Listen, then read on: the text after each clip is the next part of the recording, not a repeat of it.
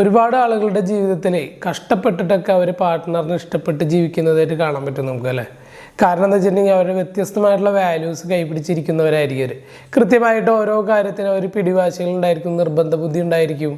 അതേപോലെ ഞാനിതേ ചെയ്യൂ, ഇങ്ങനെ പെരുമാറൂ എന്നൊക്കെ പറയുന്ന ഒരുപാട് വാല്യൂസ് അവരുടെ കയ്യിലുണ്ടായിരിക്കും. അത് ഇവർ വിവാഹത്തിന് ശേഷമായിരിക്കും അത് മനസ്സിലാക്കുന്നത്, വിവാഹത്തിന് ശേഷമായിരിക്കും ഇവർ അടുത്തറിയുന്നത്, അനുഭവിക്കുന്നത്.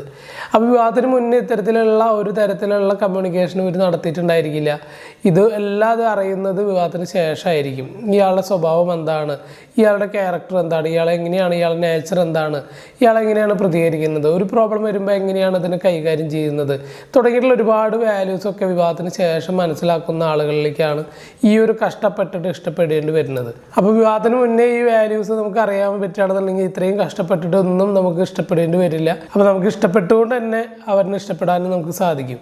അപ്പോൾ വിവാഹത്തിന് മുന്നുള്ള ഒരു വാല്യൂസ് എങ്ങനെയാണ് കാണേണ്ടത് എന്നുള്ളതാണ് നമ്മൾ മനസ്സിലാക്കേണ്ടത്. അങ്ങനെ ആ വാല്യൂസ് മനസ്സിലാക്കിയിട്ട് മുന്നോട്ട് പോവുകയാണെങ്കിൽ, സെലക്ട് ചെയ്യാൻ സാധിക്കുകയാണെന്നുണ്ടെങ്കിൽ നല്ല ഹാപ്പി ലൈഫായിരിക്കും.